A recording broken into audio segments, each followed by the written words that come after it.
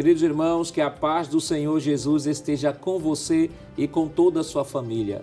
No programa Escola Bíblica Dominical de hoje, estudaremos a lição de número 8 do segundo trimestre com o tema O Ministério de Evangelista. Nesta lição, analisaremos a missão do evangelista. Veremos a definição desta palavra e estudaremos qual a função deste no corpo de Cristo como um dom ministerial.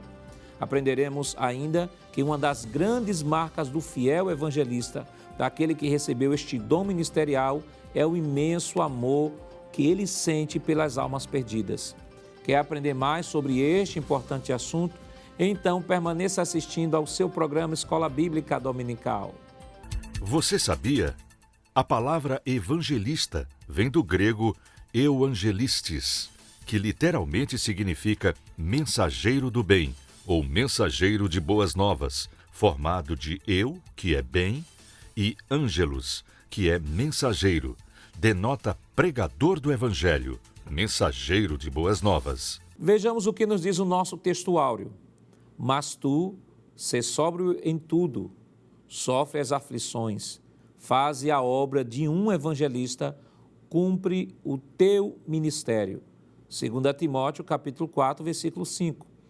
A verdade prática nos diz: o evangelista proclama o pleno evangelho de Cristo com ousadia. É um arauto de Deus no mundo. O objetivo geral de nossa lição é mostrar a singularidade do evangelista na vida da igreja. Os objetivos específicos da nossa lição são 3. Primeiro, abordar a respeito do envio dos 70. Segundo, refletir sobre a tarefa inacabada da grande comissão. E terceiro, indicar o papel do evangelista no Novo Testamento. A leitura bíblica em classe para a lição de hoje está escrita em Atos dos Apóstolos, no capítulo 8, versículos 26 a 35, e Efésios, capítulo 4, versículo 11. Acompanhe conosco. E o anjo do Senhor falou a Filipe, dizendo: Levanta-te e vai para o lado do sul, ao caminho que desce de Jerusalém para Gaza, que está deserto. E levantou-se e foi. E eis que um homem etíope, eunuco, mordomo de Candace, rainha dos etíopes, o qual era superintendente de todos os seus tesouros e tinha ido a Jerusalém para adoração, regressava e, assentado no seu carro, lia o profeta Isaías. E disse o Espírito a Filipe: Chega-te e ajunta-te a esse carro. E correndo Filipe, ouviu que lia o profeta Isaías, e disse: Entendes tu o que lês? E ele disse: Como poderei entender, se alguém não me ensinar? E rogou a Filipe que subisse e com ele se assentasse. E o lugar da escritura que lia era este: Foi levado como a ovelha para o matadouro, e como está mudo o cordeiro diante do que o tosquia, assim não abriu a sua boca. Na sua humilhação foi tirado o seu julgamento. E quem contará a sua geração? Porque a sua vida é tirada da terra. E respondendo o eunuco a Filipe, disse: Rogo-te, de quem diz isto o profeta? De si mesmo ou de algum outro? Então Filipe, abrindo a sua boca e começando nessa escritura, lhe anunciou Jesus. E ele mesmo deu uns para apóstolos, e outros para profetas, e outros para evangelistas, e outros para pastores e doutores. Para comentar a nossa lição hoje, contamos com a participação do evangelista, irmão Valber Gustavo. Pai do Senhor, irmão Valber. Pai do Senhor, pastor Nath Jackson, Pai do Senhor a todos. E contamos também com a participação do evangelista Sóstenes Pereira. Pai do Senhor, irmão Sóstenes. A paz do Senhor, pastor Nath Jackson. Queridos irmãos, esta semana estamos estudando a lição de número 8, que tem como título O Ministério de Evangelista. Evangelista, aliás, que é o terceiro dom da relação de Efésios capítulo 4, versículo 11, que já estamos estudando desde 15 dias atrás.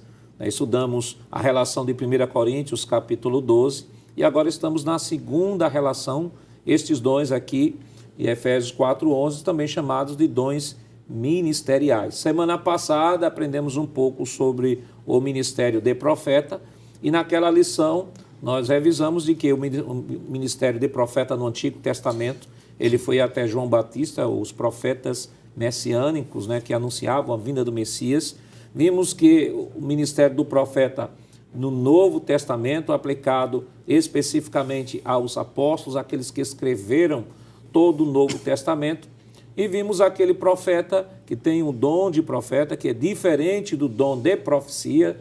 Diferença, profeta, dom de profecia, que é aquele que, mediante a exposição da palavra, ele traz uma palavra de exortação, consolação e edificação à igreja, para a igreja do Senhor em momentos difíceis, em momentos de crise da própria igreja. Então, esta semana estamos estudando a lição que vai trabalhar o ministério de evangelista. E, irmão Valber, para início da nossa conversa aqui sobre esta lição desta semana, como poderíamos definir a palavra evangelista? Pois não, pastor. A palavra evangelista, ela vem de duas palavras gregas, né, que significa literalmente pregador do bem ou pregador das boas novas. E aí a gente lembra que a palavra boas novas é a tradução da palavra evangelho. Assim que o evangelista, ele é o pregador do evangelho.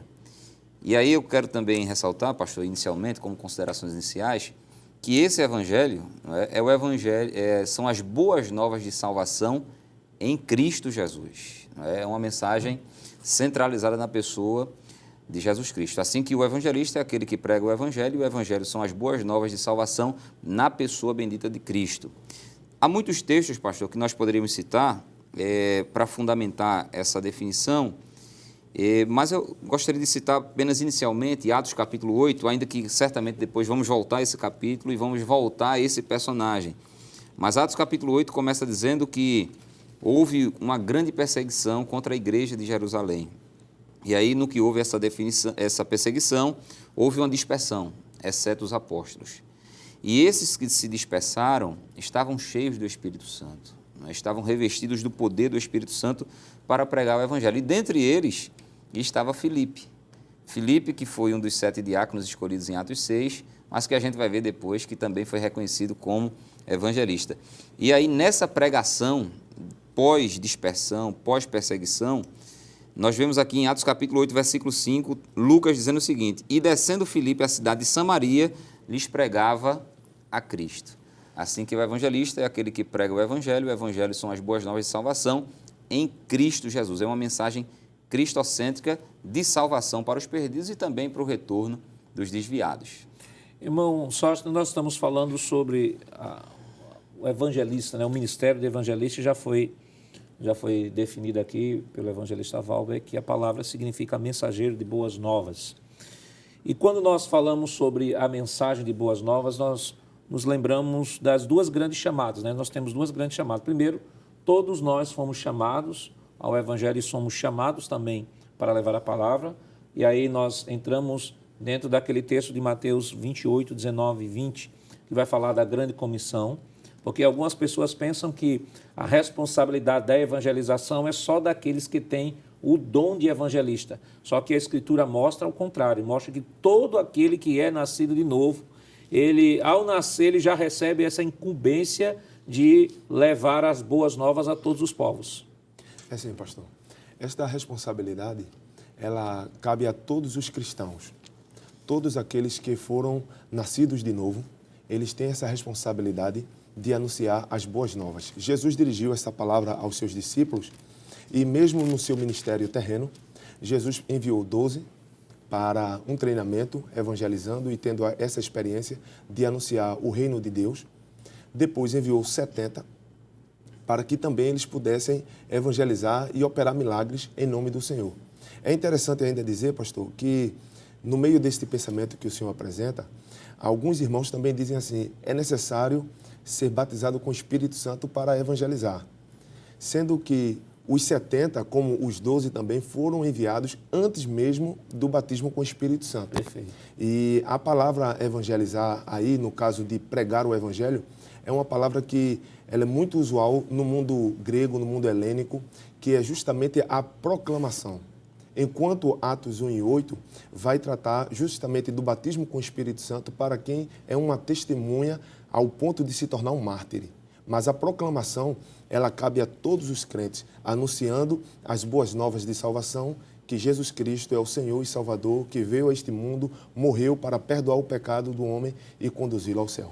Esse ponto que o evangelista Sócio levantou, ministro, é bem interessante, porque quando se fala da grande comissão, né, claro, você tem Mateus 28, 19, 20, mas o foco, às vezes, se dá muito em Atos 1 e 8, né, receber esse poder. Sim. E como receber poder, receber virtude, foi uma promessa do Senhor para que eles pudessem ser testemunhas, aí algumas pessoas equivocadamente, bem colocado pelo ministro aqui, às vezes dizem assim, não, eu não vou evangelizar porque isso só é responsabilidade daqueles que são batizados no Espírito. E Sim. ele respondeu de maneira fantástica de que os discípulos e os 70, antes mesmo de receber o derramamento do Espírito, já evangelizavam. Exatamente, pastor. De forma que o que está se tratando aqui é que, em última instância, todo crente em Cristo Jesus, né, todo regenerado, é um evangelizador. Ele tem essa incumbência de evangelizar, independente de ter o dom ministerial de evangelista e independente de ser batizado no Espírito Santo. Vale a pena, pastor, a gente mencionar, já foi falado sobre a grande comissão, mas somente lendo, literalmente, o texto aqui de Marcos capítulo 16, versículo número 15, diz assim a palavra de Deus: e disse-lhes, palavras de Jesus, aos seus discípulos, e a gente entende, à luz de 1 Coríntios capítulo 15, que quando Jesus estava subindo aos céus e delegou a grande comissão, deu as últimas instruções, não havia apenas os 12 apóstolos, havia mais ou menos ali cerca de 500 irmãos. Isso. Assim que a grande comissão não foi só para o grupo dos 12, foi para a igreja como um todo. E ele diz: ide por todo o mundo, pregai o evangelho a toda criatura. Como a Bíblia não foi escrita somente para os apóstolos, foi escrita para todo o povo de Deus, para toda a humanidade, Mas quem toma proveito das Escrituras é o povo de Deus. Essa comissão vale para todos, O batismo no Espírito Santo, sem sombra de dúvida, é um equipamento a mais, é uma ferramenta que torna ainda mais eficiente a evangelização. Porque Atos 1 e 8 também, Jesus não se dirigiu somente para os 12, se dirigiu para todos. É tanto que não só foram os 12 que receberam poder, Centenas, milhares de crentes na igreja primitiva receberam o batismo no Espírito Santo e continuam recebendo, os crentes em Jesus Cristo que creem e buscam, continuam recebendo o batismo no Espírito Santo. Então, a grande comissão é para todos, independente do batismo no Espírito Santo, independente do dom ministerial de evangelista, mas também é bom a gente incentivar, pastor, que aqueles que não são batizados com o Espírito Santo e que amam os perdidos e que cumprem essa grande comissão de evangelizar, que busquem o batismo, porque eles evangelizarão com ainda mais eficiência, com ainda mais poder, com ainda mais respaldo divino, e certamente a colheita vai ser ainda mais proveitosa. E é bastante interessante, irmão Sóstenes, essa colocação do ministro, porque a Escritura, a evangelização, ela acaba sendo um estímulo também para o cristão que ainda não é batizado no Espírito Santo, buscar esse revestimento de poder, porque ele entra em um campo de batalha espiritual, que não basta apenas conhecer a Escritura. Todo evangelizador tem que conhecer a Escritura, porque é a sua ferramenta, mas esse conhecimento tem que vir amparado com uma vida de oração, uma vida de jejum e também municiado dessas ferramentas que são importantes para o exercício da evangelização. Exatamente, pastor. Fundamentando, já temos utilizado textos bíblicos, mas para reforçar, voltando para Atos, capítulo de número 8, versículo 4, diz assim o texto: mas os que andavam dispersos iam por toda a parte anunciando a palavra. Então, esses cristãos que saíram de Jerusalém, saíram anunciando a palavra. E nós não podemos aqui afirmar categoricamente que todos eles eram batizados com o Espírito Santo. Mas eles entendiam esta responsabilidade que Cristo entregou a eles, de que eles deveriam anunciar a palavra do Senhor. Então, nós podemos ver que esta tradição que se iniciou na igreja primitiva, ela vem durante toda a história acontecendo, e nos dias atuais, cada um de nós cristãos precisamos dar continuidade evangelizando, anunciando a palavra, dizendo que Jesus Cristo é o Senhor e Salvador. De graça recebestes, De graça dai. E isso envolve esse revestimento, Eu lembrei agora de um texto aqui em Atos, no capítulo 4, versículo 28,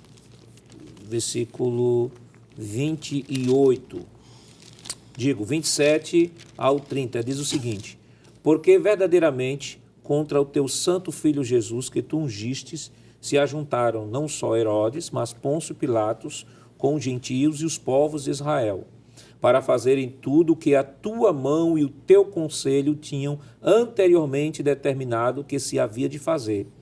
Aí agora a igreja ora, né? Agora, pois, ó Senhor, olha para as suas ameaças e concede aos teus servos que falem com toda a ousadia a tua palavra. Isso aqui, esse versículo aqui é interessante, porque se está orando não para Deus matar os governantes. Está pedindo a Deus, Senhor, olha, vê as suas ameaças, mas abre uma oportunidade, né, para que a gente possa pregar o evangelho. Aí veja só, versículo 30.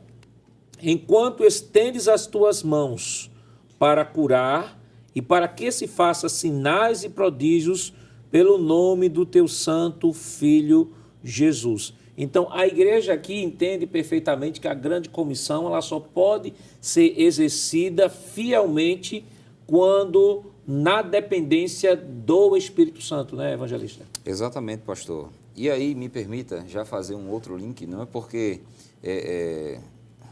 não é necessário ser batizado no Espírito Santo, mas é necessário ter o Espírito Santo. Exatamente. Só os regenerados podem evangelizar, não é isso? E aí, essa capacitação do Espírito Santo vem sobre todos aqueles que se dispõem a evangelizar, sejam eles batizados ou não. Claro, mais uma vez incentivamos aqueles que não são batizados a buscar o batismo no Espírito Santo. Mas essa unção, pastor, para evangelizar, essa ousadia para evangelizar, ela já é uma extensão do que ocorreu no ministério de Jesus. Porque nós temos em Jesus, não é o exemplo para tudo, no que diz respeito às coisas boas, às perfeições. Mas nós temos em Jesus também o exemplo de um verdadeiro evangelista. E qual foi o segredo para Jesus desenvolver o seu ministério como evangelista também aqui na terra? Eu creio, pastor, que a resposta está no livro do profeta Isaías. Me permita ler aqui, no capítulo de número 61. Observe que, via de regra, o Espírito de Deus é quem vinha sobre os profetas, ou o próprio Pai tomava os lábios dos profetas, mas a gente vê a Trindade atuando no Antigo Testamento, de tal maneira que no capítulo 61, quem parece tomar os lábios aqui do profeta Isaías é a segunda pessoa da Trindade. É o próprio Cristo, né, que toma os lábios do profeta Isaías para dizer o seguinte, no capítulo 61, versículo 1. O Espírito do Senhor Jeová está sobre mim, porque o Senhor me ungiu, me capacitou, não é? Me revestiu, para pregar boas novas. Olha aí, o evangelista, aquele que prega o bem, aquele que prega as boas novas, aquele que prega o evangelho, Jesus sendo ungido pelo Espírito Santo para pregar as boas novas aos mansos, enviou-me a restaurar os contritos de coração, a proclamar liberdade aos cativos e a abertura de prisão aos presos e por aí vai. Então veja, Jesus, ele profetiza por meio do profeta Isaías que seria ungido pelo Espírito Santo para anunciar o evangelho. E isso se cumpre literalmente, pastor, em Mateus capítulo 3, quando do batismo de Jesus em águas. Nós sabemos que Jesus é a encarnação do Verbo, nasceu como Deus, homem, não é isso? Mas o seu ministério mesmo só começou aos 30 anos. E ele só começou depois que ele foi ungido pelo Espírito Santo. Porque está escrito, né, no capítulo 3, versículo 16. E sendo Jesus batizado, saiu logo da água, e eis que se lhe abriram os céus, e viu o Espírito de Deus descendo como pomba e vindo sobre ele. E eis que uma voz dos céus dizia, este é o meu Filho amado, em quem me compraz. Então veja, o Espírito do Senhor veio sobre Jesus, ungiu Jesus, capacitou Jesus, e Jesus começa o seu ministério terreno. E aqui no capítulo 4, versículo 23, para encerrar essa minha participação, ele diz, não é? Ele mostra o tripé do ministério de Jesus. Ele diz aqui no capítulo 4, versículo 23 de Mateus, e percorria Jesus toda a Galileia, primeiro ensinando nas sinagogas, segundo pregando, proclamando, não é o evangelista. Pregando o quê? O evangelho. O evangelista, o pregador do evangelho. O evangelho do reino e curando todas as enfermidades e moléstias entre o povo. E aí tem várias passagens que mostram Jesus, tanto ensinando como pregando. Eu lembro de uma frase sua, pastor, ainda no seminário, né, teológico, quando o senhor estava nos ensinando, o senhor dizendo, todo ensinamento tem um pouco de pregação e toda pregação tem um pouco de ensinamento. Então Jesus tanto era mestre, doutor, como Jesus era evangelista. E aí, Jesus prega o evangelho. E uma coisa que o senhor leu em Atos 4, é que enquanto se evangeliza, sinais e prodígios acontecem. Isso. Veja aqui, curando todas as enfermidades e moléstias. Eu costumo dizer, pastor, que a chave que abre, irmão Sóstenes, a chave que abre a porta dos milagres para uma igreja é a evangelização.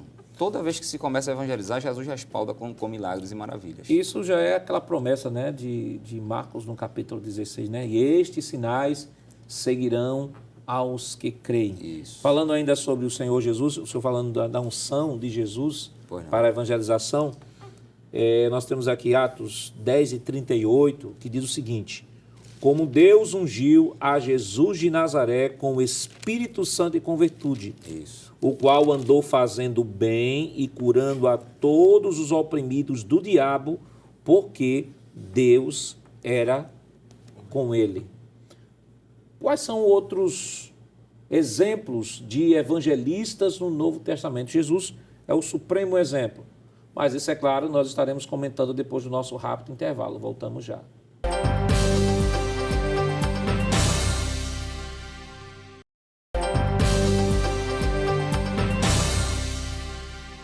Queridos irmãos, estamos de volta em seu programa Escola Bíblica Dominical e nesta oportunidade estudando a lição de número 8 do segundo trimestre, que tem um título Ministério de Evangelista. No bloco anterior, nós falamos sobre a chamada geral da igreja, né, que todos os crentes nascidos de novo são chamados à evangelização. Falamos sobre o ministério de Jesus como um grande evangelista, é o paradigma, né, de todos os evangelistas, o Senhor Jesus, a maneira como evangelizava, como ensinava, como pregava e os sinais que se seguiam. Mas nós temos também, evangelista Sóstenes, os apóstolos, né, os 12, os 70, e depois a igreja que nasce a partir de Atos 2, seguindo este mesmo modelo. Exatamente, pastor. Eles seguiram um modelo que aprenderam de Cristo. Já vimos isto no primeiro bloco, mas ainda eu gostaria de ler um texto que acho que é bastante pertinente, em Mateus 9 e 35, que diz: E percorria Jesus todas as cidades e aldeias, ensinando nas sinagogas, pregando o evangelho do reino e curando todas as enfermidades e moléstias entre o povo. Vendo ele as multidões, tinha grande compaixão delas, porque andavam cansadas e abatidas como ovelhas que não têm pastor. Eles aprenderam um modelo de Cristo e eles perceberam em Cristo a intenção da pregação. Jesus ensinou o modelo que era pregar e ensinar, e também eles viram a intenção. A intenção de Cristo estava baseada justamente no amor que ele tinha pelas multidões, a compaixão de Cristo. Então os discípulos eles não pregavam aleatoriamente, simplesmente para obedecer um mandato, mas eles pregavam também com amor pelas almas. E nós podemos ver isto de maneira muito clara, porque Jesus deixou para eles esta ordenança, né? É necessário ler esse texto clássico de Mateus 28, Mateus 28, e o versículo de número 19, que diz: Portanto, ide e fazei discípulos de todos os povos, batizando-os em nome do Pai e do Filho e do Espírito Santo. Este fazer discípulo é justamente onde está a operação do milagre. Eu costumo pensar sobre isso, dizendo que encontrar com uma pessoa que você nunca viu e ali anunciar uma palavra que a pessoa nunca ouviu e de repente a pessoa dizer: eu vou abandonar todos os meus vícios, vou abandonar tudo que tenho para seguir esta doutrina, este ensinamento, é um milagre. É a operação direta do Espírito Santo convencendo a pessoa e a pessoa decidindo seguir a Cristo. Os discípulos fizeram isso em Atos dos Apóstolos, há muitas narrativas que nos mostram os discípulos pregando. Eu gostaria de, pelo menos, destacar, pastor, o texto de Estevão, no capítulo 7 de Atos, quando diz no versículo de número 2, respondeu ele, no caso Estevão: irmãos e pais, ouvi, o Deus da glória apareceu a nosso pai Abraão, estando na Mesopotâmia, antes de habitar em Harã. Aqui existe uma convocação solene de Estevão, quando ele usa essa expressão, irmãos e pais, ouvi. Ele está usando uma convocação solene de tal maneira que as autoridades judaicas percebem que aí não é simplesmente uma propagação, uma proclamação qualquer, mas é uma convocação para uma exposição escriturística. E nessa hora, Estevão, quando ele faz essa exposição, ele vai trazer a narrativa e trazer uma das grandes mensagens. Eu glorifico a Deus porque Estevão, Pedro, o próprio Paulo tiveram da parte de Deus a oportunidade de ter os seus textos escritos nos ensinando como pregar uma mensagem evangelística. Uma mensagem evangelística é aquela que, como já falamos no primeiro bloco, ela anuncia Cristo. Concluindo, pastor, eu gostaria de ainda ratificar esta informação com o texto de Atos 13 e o versículo de número 15. O texto de Atos 13 e 15 vai nos mostrar isso de maneira muito clara. Depois da lição da lei e dos profetas, mandaram-lhes dizer, os líderes da sinagoga, mandaram dizer a Paulo e aqueles que estavam com Paulo, mandaram dizer os principais da sinagoga, irmãos, se tendes alguma palavra de consolação para o povo, falai. Então, eles esperavam a palavra de consolação. Paulo, ele começa a anunciar a palavra de consolação. E que palavra de consolação é essa? A consolação da alma é que nós não estamos perdidos. A consolação da alma é que Jesus Cristo morreu por nós. Paulo, ele começa a apresentar esta mensagem e é justamente esses ensinamentos que estão em Atos dos Apóstolos que motiva a igreja a pregar este evangelho, o evangelho de Cristo. A mensagem de consolação não é Jesus vai dar um carro novo ou uma casa nova, mas a mensagem de consolo que a igreja primitiva tinha é Jesus tem um amparo para a tua alma. Ele quer te salvar, Ele quer te perdoar e quer te garantir a autoridade de ser filho de Deus. É interessante, pastor, irmão Sóstenes, né? Só pegando o gancho no que o senhor falou aí, o senhor falou sobre Estevão, né? E quando Estevão começa a pregar o evangelho, né, ali para as autoridades judaicas principalmente, nós vemos que ele faz, pelo menos na minha opinião, a maior e mais perfeita síntese do Antigo Testamento de que se tem notícia no Novo Testamento. Isso significa dizer que ele recebeu, não é, do Espírito Santo a ciência da palavra, porque todo aquele que se dispõe a pregar o Evangelho, ele receberá do Espírito Santo a ciência da palavra de Deus para que ele pregue com mais poder, com mais eficácia, né? Que haja mais resultados espirituais. Porque o maior interessado em que o Evangelho seja pregado é o próprio Deus, é o próprio Cristo. Então, todo crente, independente do seu nível de escolaridade, que se debruçar sobre as Escrituras, demonstrar amor pelas almas, demonstrar disposição para pregar o Evangelho, ele receberá necessariamente do Espírito Santo a ciência, o conhecimento. Isso pode até causar espanto, porque a Bíblia diz que as pessoas não podiam resistir, não é, à sabedoria com que Estevão expunha o Evangelho, não é, de Cristo. E, em segundo lugar, a mensagem evangelística é necessariamente cristocêntrica, como o senhor falou aí, é cristocêntrica. Eu me lembro de tantos exemplos, pastor, mas somente citando Atos 17, versículo número 2, quando Paulo, diz a Bíblia, chega a Tessalônica, aí ele vai na sinagoga evangelizar, né? Aí no versículo 2 diz assim, e Paulo, como tinha por costume, foi ter com eles, e por 3 sábados disputou com eles sobre as Escrituras, expondo e demonstrando. É interessante que essa demonstração, né, é usada até no mundo científico hoje. Não é uma fórmula matemática, então se faz todo um raciocínio para chegar àquela fórmula e aí no final coloca, né, como queria demonstrar. Então Paulo demonstrava. O que é que Paulo demonstrava? Sistematicamente, com a ciência vinda da parte do Senhor mesmo.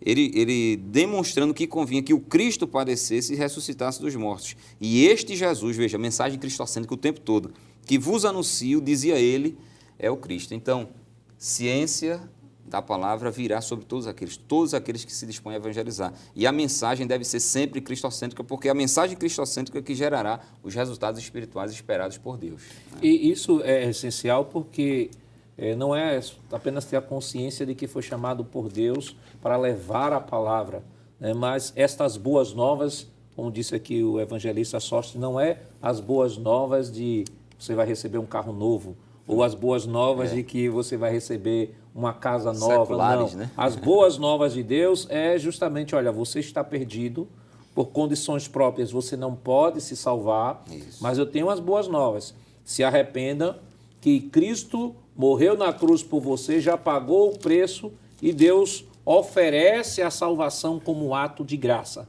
Exatamente, pastor. E aí está a essência deste evangelho, né? O conteúdo desse evangelho é de caráter absoluto, porque as Escrituras nos dizem, né, que em nenhum outro há salvação. Por isso que é de caráter absoluto. Jesus diz, eu sou o caminho, o artigo definido.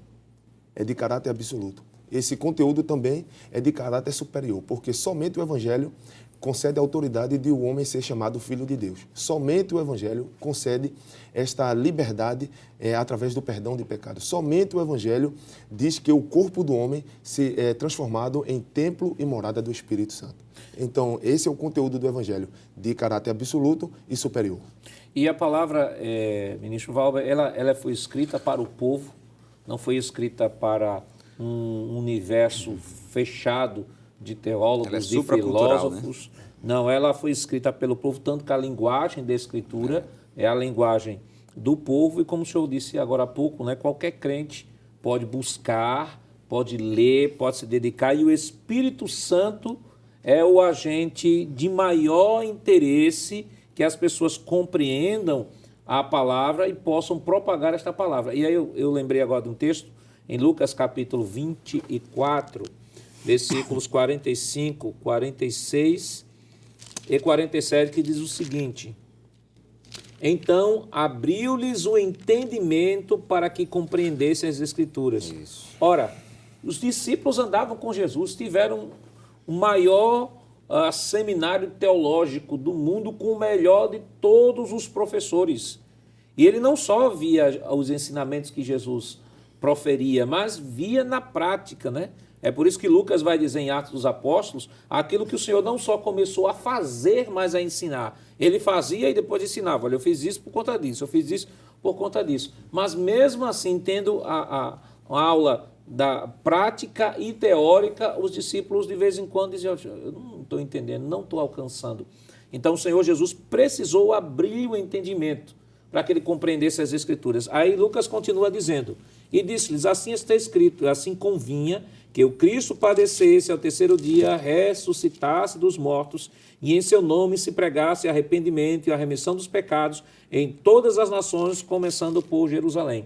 Então, ministro Valber, o maior interesse do Espírito Santo, que aqueles que são chamados nascidos de novo, que têm essa experiência, que têm o Espírito Santo, se debruce sobre a Escritura, que o Espírito Santo tem o prazer de abrir o entendimento para que possa compreender e assim propagar a mensagem cristocêntrica, que é de arrependimento. Sem sombra de dúvida, pastor.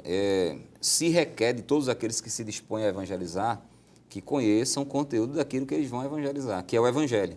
E a gente sabe que o Evangelho são as boas novas de salvação em Cristo, mas toda a Bíblia é cristocêntrica. Logo, a Bíblia gira em torno da pessoa de Jesus Cristo. Assim que conhecer o Evangelho é conhecer a Bíblia toda, é conhecer toda a Sagrada Escritura. Então, aquele que se dispõe a evangelizar, ele deve ler toda a Bíblia Sagrada, conhecer todo o conteúdo do Evangelho e aí, instruído pelo Espírito Santo, com entendimento aberto, né, como o senhor leu aí, por Jesus Cristo, ele poder evangelizar. Aí eu me lembro, pastor e irmão Sóstenes, do maior teólogo da cristandade, que é o apóstolo Paulo. O que ele aprendeu no que diz respeito ao judaísmo, ele aprendeu nas universidades judaicas. Isso. Mas o que ele aprendeu no que diz respeito ao Evangelho, à nova aliança, ele disse: não foi me dado por homem algum. Foi me dado pelo próprio Jesus Cristo. A capacitação, não do conhecimento cognitivo, por assim dizer, quanto ao Evangelho do apóstolo Paulo, foi dado por revelação de Jesus Cristo, pela unção do Espírito Santo.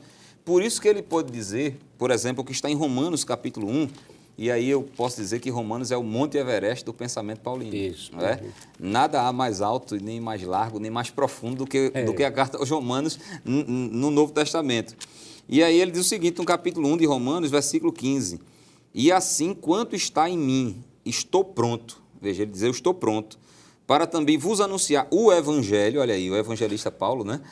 Pregando o Evangelho, a vós que estáis em Roma. Então, veja, quando ele diz aqui estou pronto, pastor, nós entendemos que ele está dizendo duas coisas. Primeiro, eu estou preparado, porque ele conhecia o conteúdo da pregação que ele haveria. Por isso que no texto que a gente leu aqui, ele expunha e demonstrava, porque ele tinha domínio sobre o assunto. Mas o estou pronto aqui também significa estou disposto. Isso. Então, eu estou preparado, pelo Espírito Santo, e eu estou disposto, pela unção do Espírito Santo, a pregar o Evangelho. Então, o evangelista é aquele que está pronto, que está preparado, que está disposto a fazer E sobre o conhecimento de Paulo, é interessante que até o próprio Pedro, que andou com Jesus, reconheceu que Deus havia dado a ele uma sabedoria que não tinha dado a Pedro.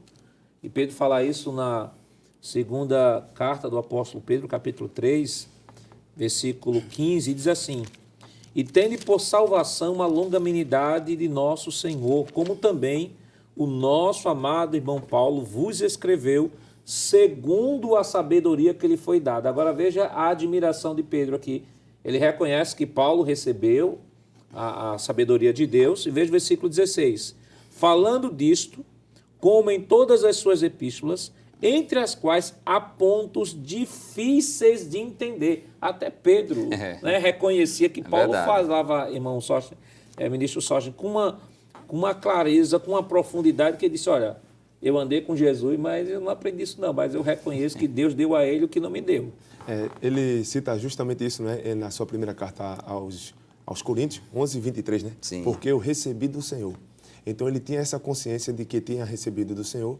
E quando ele diz que estava preparado, não é que ele está se apresentando de forma orgulhosa, né? Claro de que soberba, não, né? Mas é a consciência daquele conhecimento que ele tinha adquirido da parte de Deus, justamente para transmitir, pastor. Eu acho que a mente de Paulo funcionava na velocidade da luz, né? E ele tinha essa consciência da grandeza do ministério que foi dado a ele, porque ele foi constituído como intérprete dos evangelhos de Cristo. Então, a interpretação doutrinária do que Jesus fez e falou foi dada principalmente ao apóstolo Paulo. E ele sabia disso, não é? É tanto que ele vai ter uma crise de sinceridade em 2 Coríntios 12, ele diz assim, para que eu não me ensoberbecesse. Pelas grandezas das revelações foi-me dado um espinho na carne. Então, o que é que Paulo está dizendo com todas as letras? É tanta revelação, é tanta sabedoria, é tanto conhecimento, é tanto evangelho em mim, que se eu não tivesse esse espinho na carne, eu me ensoberbeceria. E ele conhecia o princípio espiritual de que a soberba, né, o orgulho, precede a ruína. Então, literalmente, ele estava dizendo, se não fosse esse espinho, Deus, por meio desse espinho, eu cairia espiritualmente. Então, assim, era um homem, de fato, capacitado, mas era um homem extremamente humilde para pregar o Evangelho de Cristo. E veja a lógica divina, né? Paulo não estava no meio dos 12. Pela lógica humana, Deus ia utilizar os 12 para interpretar, já que eles viveram com Jesus. Aí Deus traz um fora dos 12, qualifica, dá a revelação que não deu aos 12. Pedro, que tinha uma influência muito grande, diz assim, olha, eu, em outras palavras, tiro o chapéu para Paulo, porque, de fato, Deus lhe deu uma sabedoria que não me deu, e eu reconheço que é a mão de Deus que está sobre a vida do apóstolo Paulo. Mas o ministério de evangelista é apenas a grande responsabilidade da igreja como agência missionária, como agência de Deus aqui na terra, ou o ministério de evangelista é um ofício também no Novo Testamento? Mas isso, é claro, nós estaremos comentando depois do nosso rápido intervalo. Voltamos já.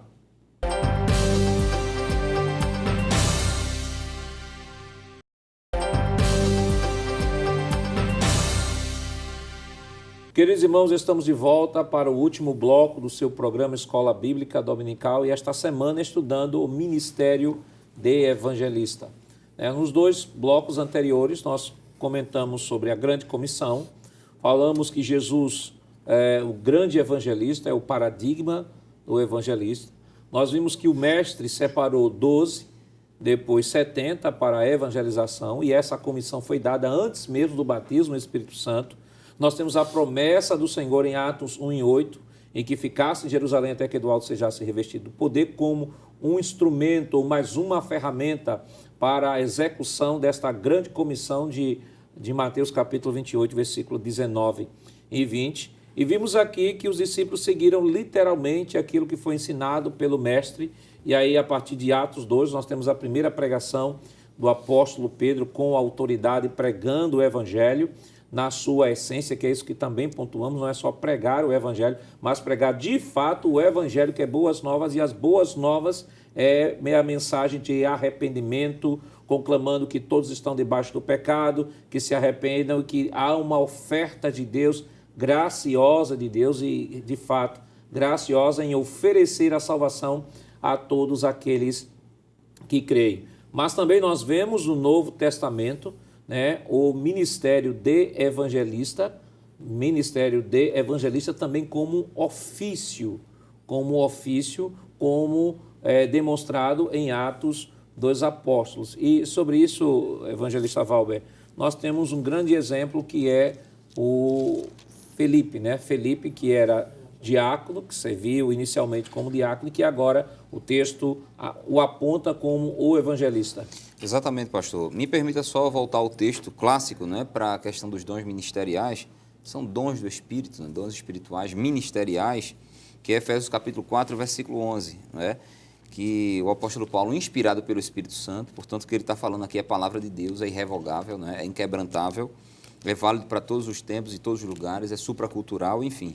Ele diz no capítulo 4, versículo 11, e ele mesmo, se referindo a Deus, né, deu uns para apóstolos e outros para profetas e outros para evangelistas. Veja, ele prossegue dizendo para pastores e doutores, que são temas, né, de outras lições.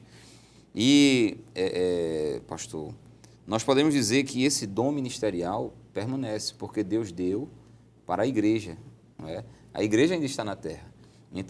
Enquanto a igreja estiver sobre a face da terra, sem sombra de dúvida, continuarão a haver dons espirituais e dons ministeriais, inclusive de evangelista. Então, nós já estamos percebendo, pastor, que esse dom ministerial é dado a pessoas específicas, porque enquanto a tarefa da evangelização é dada para toda a igreja, independente de ser batizado ou não com o Espírito Santo, independente de ter um chamado específico ou não para o ministério, o dom ministerial de evangelista é dado para alguns dentre a igreja, dentre os salvos, dentre os santos. Alguns são escolhidos, são vocacionados, são capacitados e recebem de Deus esse dom ministerial. E certamente, pastor, o exemplo mais clássico do Novo Testamento é o que o senhor citou, é o de Filipe. Filipe, que figura em Atos capítulo 6 como sendo um diácono, e vale ressaltar aqui também, não é, pastor, irmão Sóstenes, que nesse caso, aí sim, para evangelizar não é necessário ser batizado no Espírito Santo, embora a nossa igreja sempre estimule a busca pelo batismo no Espírito Santo, porque é muito clara a diferença dos resultados espirituais de uma igreja que crê no batismo no Espírito Santo e evangeliza, de uma igreja que não crê no batismo no Espírito Santo e evangeliza. São resultados diametralmente, assim, quase que opostos. Mas no caso de dom de evangelista, o evangelista, enquanto ofício ministerial, ele precisa sim ser batizado no Espírito Santo.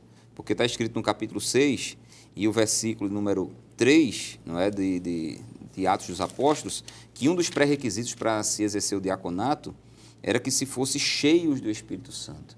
E essa terminologia, não é, essa expressão cheio do Espírito Santo, a depender do contexto, no livro de Atos, significa batizado no Espírito Santo, portanto revestido de poder, com a evidência inicial do falar em línguas estranhas. Estamos falando isso porque nós somos pentecostais, não é? E aí esse Filipe, não é, que aparece em Atos 6 como diácono, ele aparece, pastor, em Atos capítulo 21, e eu encerro minha participação dizendo isso, no versículo número 8, está escrito o seguinte: no dia seguinte, partindo dali, Paulo e nós que com ele estávamos, chegamos a Cesareia, e entrando em casa de Filipe, o evangelista, que era um dos 7, ficamos com ele. Então, esse Filipe, que outrora era diácono, continuou, claro, sendo diácono, porque nós entendemos que acumulam, não é, as funções ministeriais, agora estava sendo reconhecido e identificado pela igreja local como sendo o evangelista. Então, não se trata apenas de uma vocação, se trata de um ofício ministerial reconhecido pela igreja. E eu poderia até dizer, não é, pastor, que o dom é dado por Deus, mas ele é despertado, ele é ativado através da imposição de mãos do ministério da igreja, do pastor da igreja, juntamente com o colegiado de pastores que o auxiliam. Foi exatamente isso que aconteceu aqui com Filipe.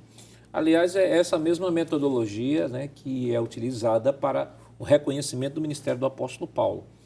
Nós já falamos aqui em outros programas que o apóstolo Paulo, lá em Gálatas capítulo 1 e 2, ele vai falar sobre a revelação de Deus, o encontro com o Senhor. Ele vai dizer, olha, eu sou apóstolo não da parte dos homens, mas da parte de Deus, sou que um nascido que fora de tempo.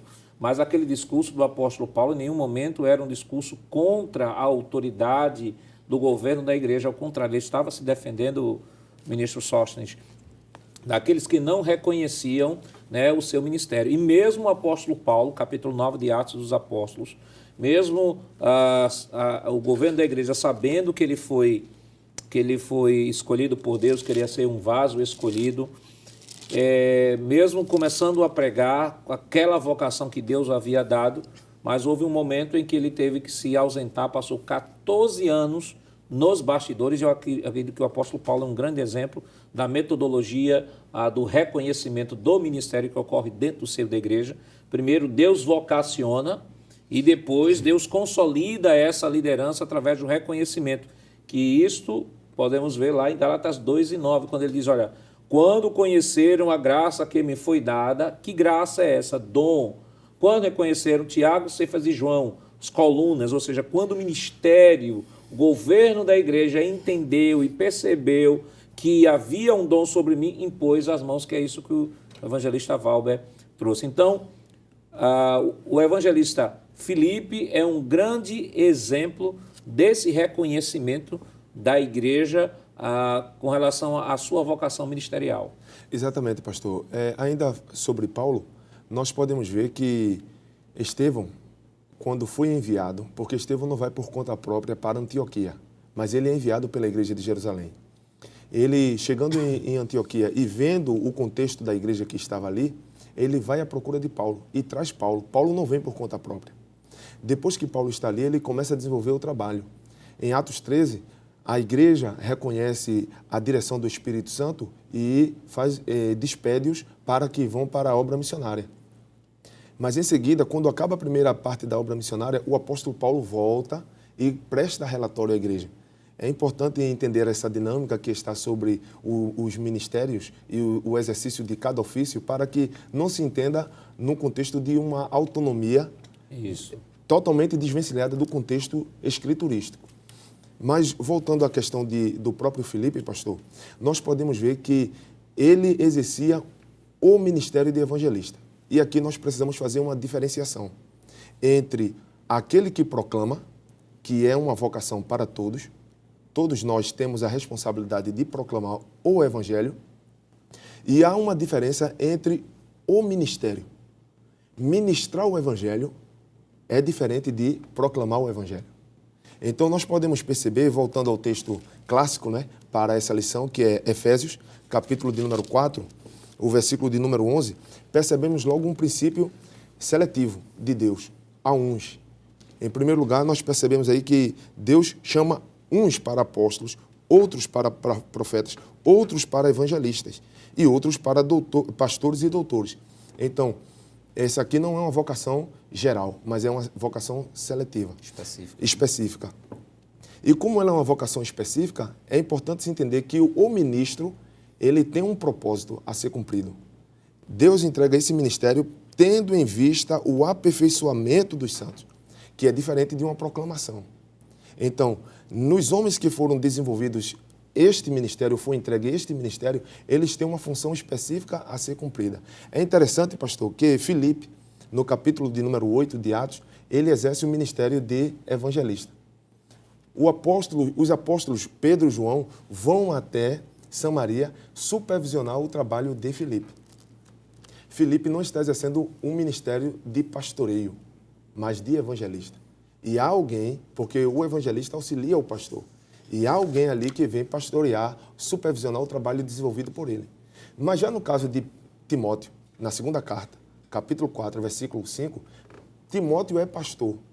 Mas Paulo diz assim, desperta o dom que há em ti. Ou seja, o pastor, ele pode exercer o ministério de evangelista, mas o evangelista, ele auxilia o pastor na sua função, Perfeito. Não sendo pastor.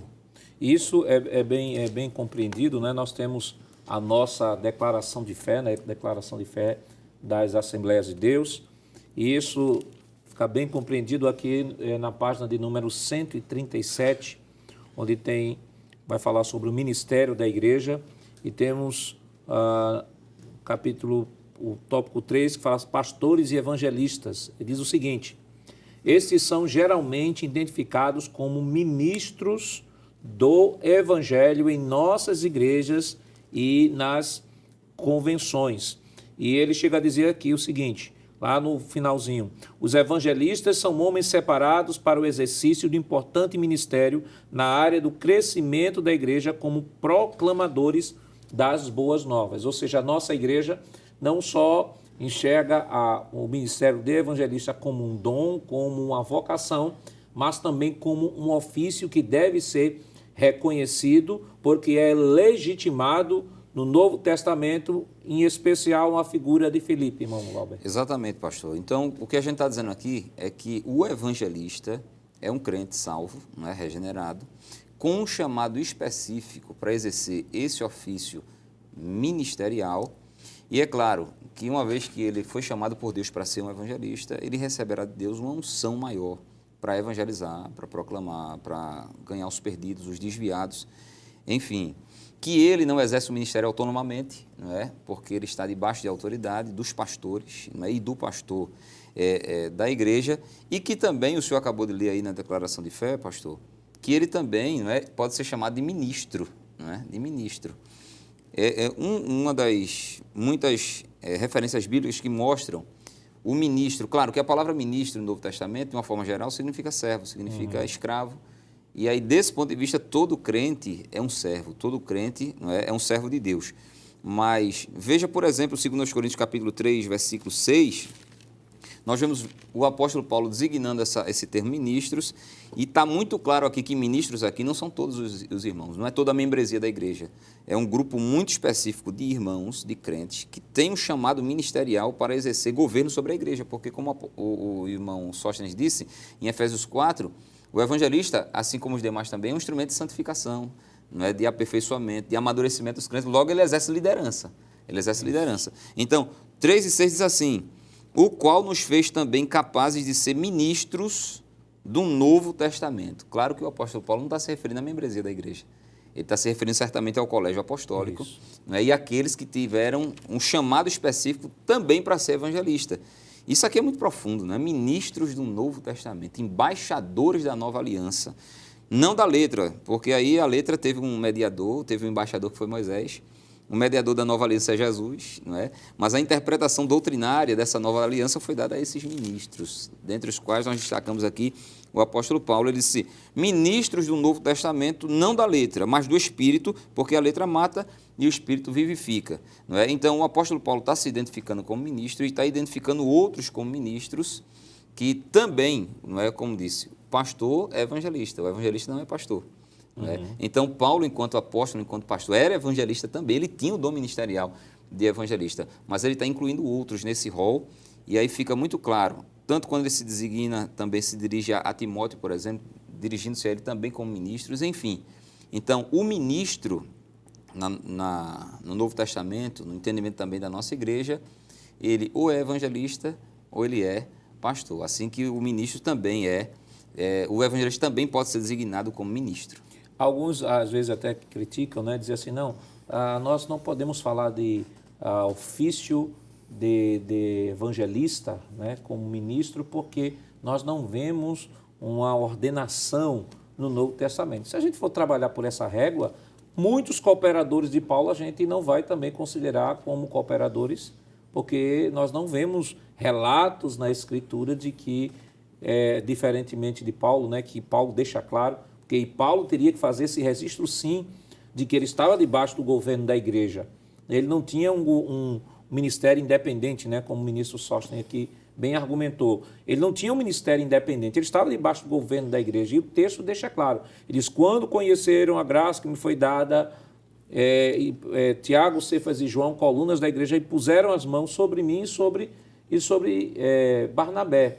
Então, Paulo deixa claro que ele não era um apóstolo solto, não era um apóstolo revoltado contra os outros, estava debaixo do governo e debaixo da autoridade do governo de Jerusalém. Filipe, da mesma forma.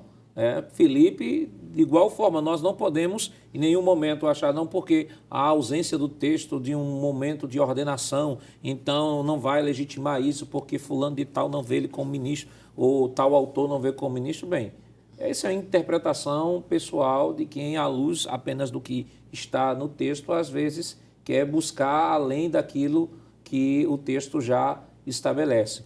Tudo que a Bíblia diz aconteceu, mas nem tudo que aconteceu a Bíblia diz, porque a síntese da Escritura é mostrar o plano de Deus. E poderia até citar aqui o texto de João, capítulo 20, versículo 30, né, que João diz assim, olha, o Senhor Jesus escreveu muito mais, ou fez muito mais coisas além daquilo que está escrito. Se fosse escrever, não haveria biblioteca no mundo que coubesse. Mas tudo quanto foi escrito para que saibais que Jesus é o Filho de Deus e, crendo, tenhais vida eterna em seu nome. Ou seja, a Escritura é a síntese da revelação, é a síntese da história da revelação de Deus na experiência humana e nas palavras do apóstolo Paulo, Romanos 15:4, tudo quanto foi escrito para nosso ensino foi escrito. Que Deus continue nos abençoando em nome de Jesus. Queridos irmãos, depois de uma lição tão maravilhosa, vamos orar ao Senhor, pedir a sua bênção todo especial. Evangelista Sóstenes, vamos orar? Amém. Senhor, nosso Deus, nosso Pai, nós queremos te agradecer por estarmos participando, Senhor, deste programa. E nós queremos te agradecer, Pai eterno, pela tua fidelidade e pela exposição da tua palavra. Te pedimos a tua bênção, Senhor, sobre o pastor da igreja, o nosso amado pastor, o pastor Ailton José Alves, bem como também, Senhor, sobre o superintendente das escolas dominicais, pastor Nadi Jackson, e sobre todos os professores, telespectadores, cada um dos irmãos que participaram, evangelista Valber também, e a todos que estiveram aqui, Senhor. Glorifica o teu nome, abençoando-nos, e que o teu Espírito Santo possa abrir o nosso entendimento para melhor compreender as tuas escrituras. Assim nós oramos em nome de Jesus. Amém. Chegamos ao final de mais um programa. Hoje estudamos a 8ª lição com o tema O Ministério de Evangelista. Na próxima semana estudaremos a 9ª lição deste segundo trimestre, que tem por título O Ministério de Pastor. O programa Escola Bíblica Dominical vai ao ar nas sextas às 22 horas e também está disponível em nosso canal no YouTube, Rede Brasil Oficial. Não esqueça de ativar o sininho e compartilhar o link. Obrigado por sua honrosa audiência e até o próximo programa. Que a graça do nosso Senhor Jesus Cristo, o amor de Deus nosso Pai, a comunhão do seu Santo Espírito estejam com todos, hoje e para todos sempre. Amém.